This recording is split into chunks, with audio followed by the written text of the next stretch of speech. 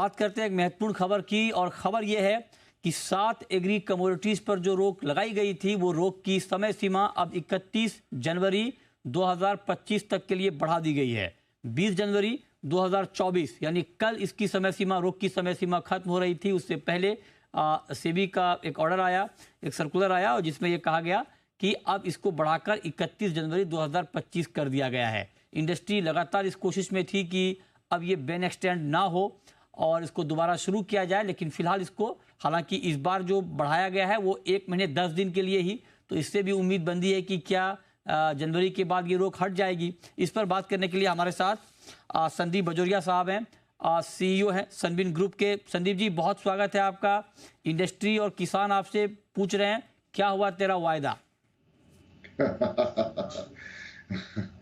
आप commodity editor anchor के साथ शायर भी बहुत अच्छे हैं, इसमें मेरा नहीं है। और आपके बोरिंग कमोडिटी को बड़ा इंटरेस्टिंग बना देते हैं आपके जो लहजा है बात करने का, उससे। थैंक यू सर, तो थैंक यू। बात देखिए, ये जो गवर्नमेंट को बहुत रिप्रेजेंटेशन गया था फार्मर्स की तरफ, एसोसिएशन की तरफ से, इंडस्ट्री की तरफ से, हम लोगों ने भी किया था कि भाई इसको आपको शुरू करना चाहिए। तो कम से कम गवर्नमेंट ने इतना तो किया कि भाई बैन को एक्सटेंड साल भर 2 साल नहीं किया, उन्होंने 1 महीना और 10 दिन किया। इसमें मतलब उनको और विचार विमर्श करने को थोड़ी जगह बनेगी। तो लेकिन इससे हम होपफुल है कि ये उनके विचाराधीन है और इस पे वो पुनर्विचार करने को तैयार है। और हमें लग रहा है कि जैसे जनवरी 31 तक है तो 1 फरवरी को बजट है, तो बजट में वो एक ये बात को भी डील कर सकते हैं। या फिर सरसों की फसल हमारे सामने आएगी फरवरी ऑनवर्ड से, तो सरसों के किसानों को भी वाजिब दाम दिलाने के हिसाब से, ये सब हिसाब से मेरे ख्याल से गवर्नमेंट को पॉजिटिव कदम लेके इस बैन को खत्म कर देना चाहिए 31 जनवरी को, और 1 फरवरी से ये सब फ्यूचर्स मार्केट वायदे बाजार खोल देने चाहिए।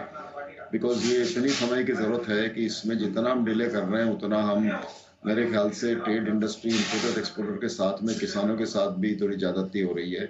उन्हें हम देख रहे हैं MSP मिल नहीं रही है, ना ग्राउंड पे मिल रही है, ना सोयाबीन मिल रही है, बहुत सारे एग्री कमोडिटी में नहीं मिल रही है। तो ये वायदा बाजार ऐसी चीज है कि जिससे आप मतलब किसानों का प्रोड्यूस लोग जो है खरीद सकते हैं और आगे के फ्यूचर में उसको हेज कर सकते हैं, जो ओके। वो खरीद एक सवाल संदीप जी मैं आपसे और पूछना चाहता हूं सर कि ठीक है, ये बैन बहुत लंबा नहीं एक्सटेंड किया गया है, 1 महीने 10 दिन के लिए ही किया गया है, लेकिन चूंकि अभी सोयाबीन की फसल किसानों के हाथ से निकल रही है, सोयाबीन का भाव MSP से करीब करीब 900 रुपये नीचे है।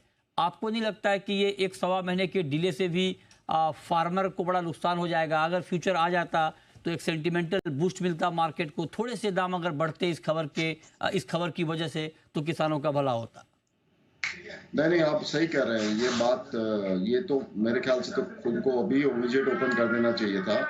एंड ये बहुत सोयाबीन के किसानों को हेल्प करता था, उसमें कोई डाउट नहीं है।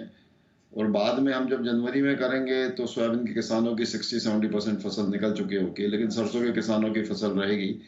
लेकिन एक एक दिन इसमें डिले करना वो भारी पड़ रहा है, और एक एक दिन डिले करना वो मेरे ख्याल से वो नहीं होना चाहिए। हमें अभी ऐसा माहौल और समय के हिसाब से डिसीजन लेना चाहिए, और अभी समय और माहौल ऐसा बन चुका है कि ये इसकी हमें बहुत जरूरत है। और मृत्युंजय जी, एक और बात आपको बताना चाहता हूँ कि पिछले 5-7 दिनों में इंटरनेशनल मार्केट में वेज ऑयल की कीमतें $80 से $100 गिर चुकी हैं। ये बिकॉज ये इसलिए हुआ है, जो क्रूड पाम ऑयल जो ऊपर में आप देख रहे थे $1300 $1320 बिक रहा था, वो आज उसका भाव हो गया है $1180, $120-30 नीचे गिर चुका है पीक से, जो अभी 11 नवंबर को पीक था उससे। अब देखिए, मतलब 11 नवंबर से आज हम खड़े हैं 17-18 दिसंबर में, 4-5 हफ्ते में ये पीक से $130 अच्छी पाम बात है। नीचे आ गया। तो आप कह रहे हैं कि हाँ, दाम गिरे हैं, तो मतलब एक सेंटिमेंटल बूस्ट देने के लिए बहुत ज़रूरी है कि फ्यूचर मार्केट को जल्द से जल्द यहाँ पर दोबारा शुरू किया जाए। बहुत शुक्रिया संदीप जी आपका, शुक्रिया वंदना जी आप